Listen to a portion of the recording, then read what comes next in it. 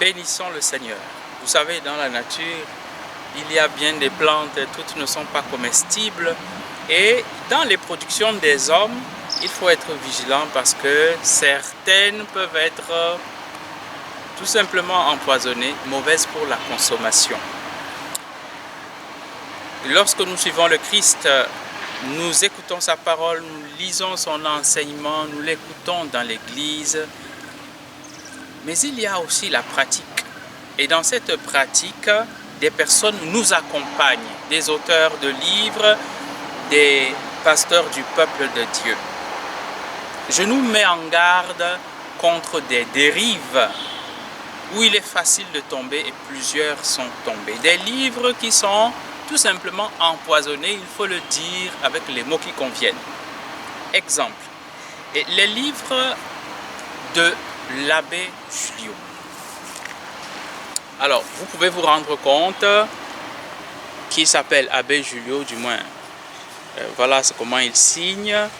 Mais à regarder le contenu, on va se rendre compte tout doucement que les choses ne sont pas si catholiques que ça.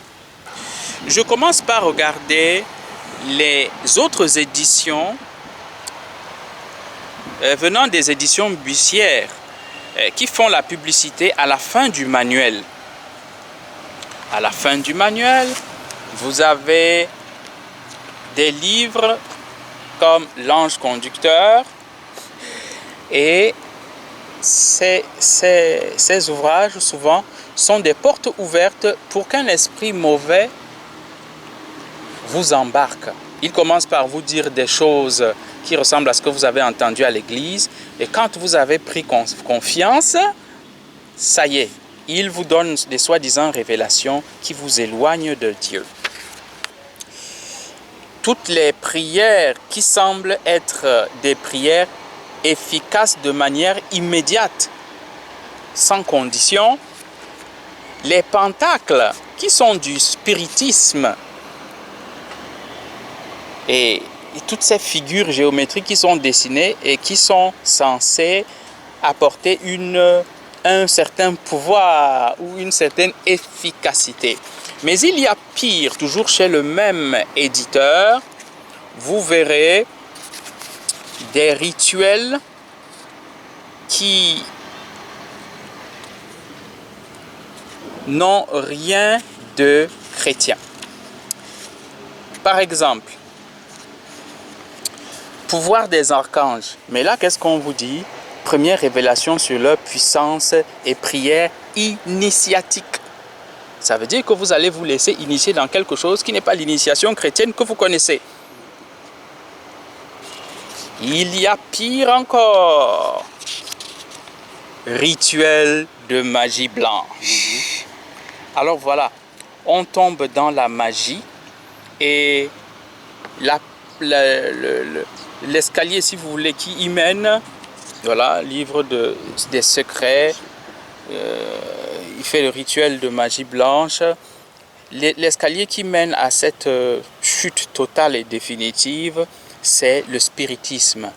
Dès lors, ne confondez pas spiritisme et spiritualité, dès lors que vous entendez parler d'un centre spirit, ce qui ne veut pas dire un centre spirituel, un centre spirit, c'est un endroit où il y a toutes sortes de médiums, de gens qui ont des communications avec des esprits dont vous ne savez d'où ils sortent. Et le spiritisme, c'est toutes ces pratiques qui prétendent être efficaces par elles-mêmes. Or, nous, dans la prière chrétienne, nous savons que nous rencontrons quelqu'un, le Seigneur, qui est tout-puissant et qu'il nous aime. Parce qu'il est tout-puissant et qu'il nous aime, oui, il écoute nos prières et les exauce. Il ne fait pas exactement ce que nous lui disons de faire. Nous sommes ignorants de notre propre bien. Il sait ce qui est bien pour nous, à quel moment cela est bien pour nous, et il fait tout au mieux. Nous prions le Seigneur dans la confiance, notre Père, et nous demandons que sa volonté soit faite. Nous nous ouvrons au Saint-Esprit pour que cette volonté nous soit révélée et que nous entrions par la prière de demande dans cette volonté de Dieu. Tout ce qui nous sera donné comme étant prière secrète, prière automatique, voire magique, n'est pas catholique. Alors dans l'église catholique, il y a des sacramentaux. Vous connaissez l'eau bénite, vous connaissez le sel béni. Mais il y a aussi l'huile que l'évêque bénit pour les sacrements de l'ordre, de la confirmation, le sacrement de baptême, le Saint-Crème.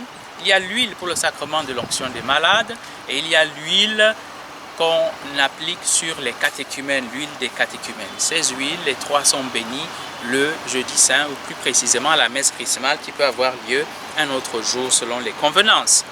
Maintenant, il y a aussi des sacramentaux où, pour la prière, un prêtre peut bénir de l'huile qu'il utilise pour l'onction,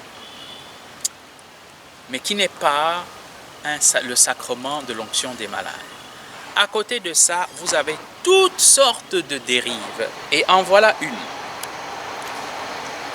Ne me demandez pas comment cette croix est entrée dans la bouteille, le goulot est bien trop petit. Pour certains exemplaires, ce sont des bouteilles en verre et donc le subterfuge peut être de scier la bouteille par le bas pour introduire la croix. Ici, il s'agit d'une bouteille, comme vous le voyez, en plastique. Alors très probablement, le fabricant fabrique en mettant directement dedans la bouteille. Mais ce qui est suggéré, c'est qu'il y a tellement de puissance dans cette affaire qu'on peut même faire entrer une croix aussi grosse dans une bouteille aussi petite. Alors, de quoi s'agit-il? Tout ce qui est huile de Saint-Michel, huile de ci, huile, ça c'est huile de je ne sais pas quoi, on met seulement notice. Tout ce qui est encens puissant, brise tout, posez-vous la question. Savon spirituel, mais posez-vous donc la question. Qu'est-ce qui, dans ce parfum, chasserait les démons? Est-ce une fleur? Le démon n'a pas peur des fleurs. Y a-t-il une invocation qui a été prononcée sur ce parfum? Soit, alors qui l'a prononcée? Prêtre, pape ou évêque? Si c'est un prêtre, voyez donc votre curé, la prière en question doit être disponible dans les livres de bénédiction et il fera la bénédiction qu'il faut. Et il la fera même directement sur vous s'il le faut. Mais n'allez pas vous mettre à chercher des instruments de ce genre qui justement, au grand danger, peuvent être attachés à des esprits mauvais. Et là, c'est le pire que nous pouvons avoir. Que le Seigneur nous garde d'être imprudents dans ce que nous lisons, dans ce que nous utilisons. Faisons donc vérifier par nos pasteurs, les pasteurs du peuple de Dieu, les prêtres dans nos paroisses, tout ce que nous utilisons.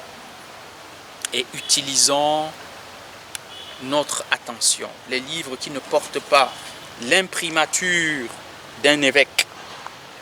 Ici, il n'y en a pas, évidemment.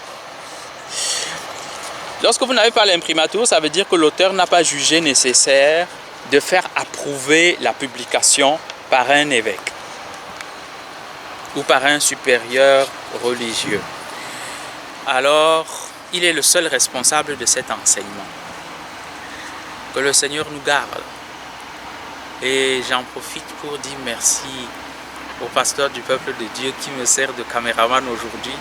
C'est une grande bénédiction. Que Dieu bénisse notre ministère et bénisse son peuple. Amen. Amen. Merci Père.